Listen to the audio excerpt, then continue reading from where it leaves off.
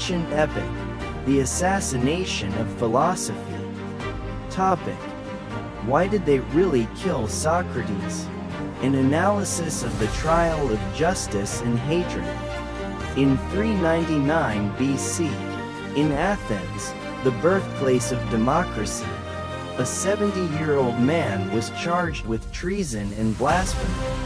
His name was Socrates. He was not an armed rebel, nor a tyrant, but a philosopher. His crime? Asking questions. The entire trial lasted only one day, concluding with Socrates' condemnation to death. This was not a victory for justice. This was the final defense mechanism of a city drowning in chaos and suspicion. We will not view this trial through a romantic lens. We will investigate it as a political case, where truth and logic were smothered by collective arrogance and personal fear. Why did Athens, the city that birthed intellectual freedom, feel compelled to kill its wisest man?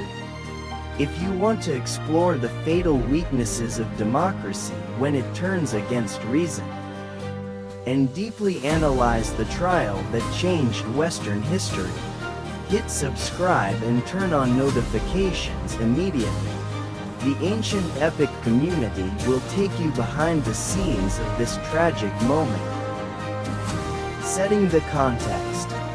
Athens in its death throes. Socrates' trial was the direct result of Athens' collapse in the Peloponnesian War. The city was economically devastated, politically humiliated, and morally divided. Athens needed an explanation for its failure, and they needed a target for their anger.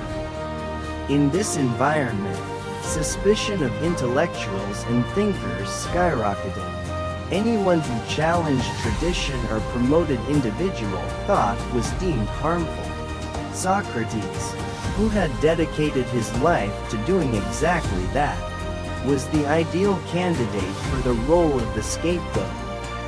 Part 1. The three layers of accusation, the enemy in the shadows. The charges on paper, formal and hollow. Three men brought the official indictment against Socrates: Meletus, a poet; Anytus, a wealthy tanner, craftsman; and Lycon, an orator. They presented two charges: impiety, not worshipping the city's gods and introducing new deities, the daimonian;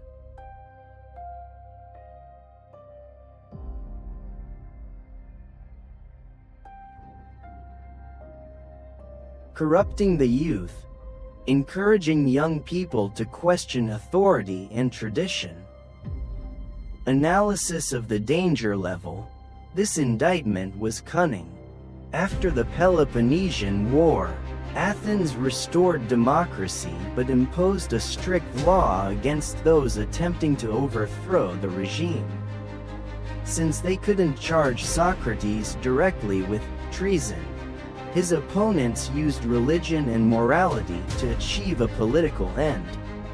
The real charge: the 30 Tyrants connection. Socrates' most dangerous association was with the men who ravaged the democracy, the 30 Tyrants. Two key figures in this group, Critias and Charmides, were once close students of Socrates. Although Socrates publicly criticized their brutality, the fact that his close associates became the city's destroyers created a compelling reason to indict him, educating the betrayers. Anytus, who played a major role in restoring democracy, harbored deep personal resentment. He wanted to eradicate any remaining influence of the oligarchy, and Socrates was the final symbol. The philosophical charge: humiliation. Socrates' deepest crime was intellectual resentment. The Socratic method, elenchus, was a weapon. He approached the self-proclaimed wisest men in Athens, politicians, poets, artisans, and, by asking simple questions, he exposed their actual ignorance regarding concepts of morality and justice. He turned the search for truth into a public joke. These publicly humiliated men, who possessed prestige and power, were now the jurors casting votes in his trial. Part 2. The Apology and the Test of Reason. The Democratic Courtroom. The trial was held before a jury of 501 jurors, a purely democratic form. The decision was made by a simple majority vote. The Apology. No repentance. Socrates' speech, recorded by Plato in the Apology, is a powerful declaration of principle, not a plea for mercy. He is a divine gift. Socrates asserted that his work was a divine mission, entrusted by the god Apollo to awaken Athens. He did not apologize. He affirmed that he was doing the greatest good for the city. The challenge. He challenged the jury, "If you kill me, you will not harm me, but you will harm yourselves. For you will never find another person like me, who dedicated everything to the service of the city." The first vote. Socrates was convicted by a very narrow margin, only 60 votes. This indicates that a significant number of jurors were persuaded that he was innocent. The death sentence choice. According to Athenian law, after conviction, both the prosecution and the defendant proposed a penalty. The prosecution proposed the death penalty. Socrates, again, refused to play the game. He did not propose exile or a fine, as that would imply admitting guilt. Instead, he made a declaration. He deserved to be sustained at public expense for the rest of his life in the Prytaneum, an honor reserved for outstanding citizens. This action, though deeply ironic, was perceived by the masses as ultimate arrogance. Socrates' arrogance was his final weapon.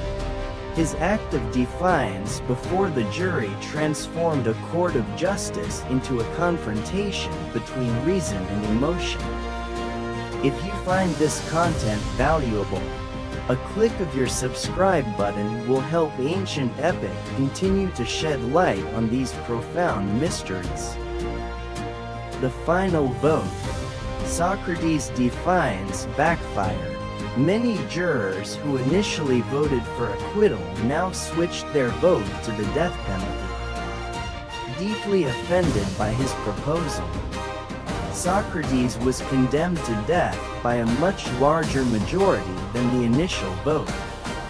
Athens chose emotion over reason. Part 3.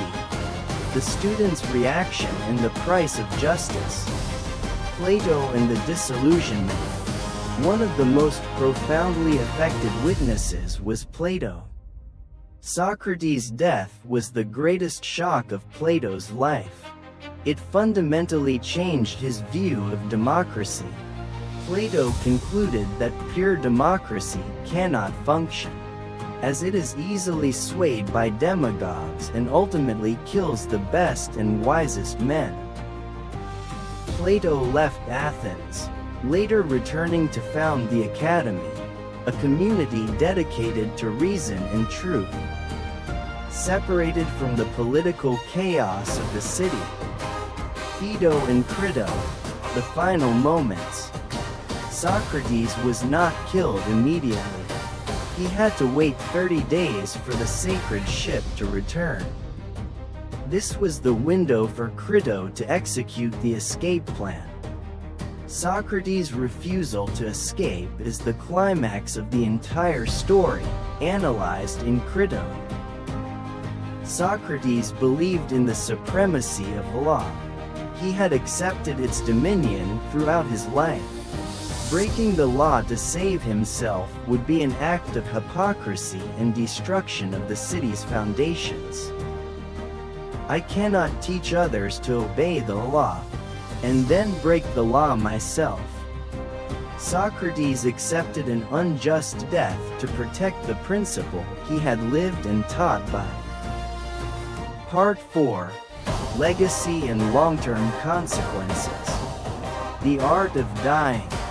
Socrates drank the hemlock calmly, continuing to discuss the immortality of the soul until the final moment.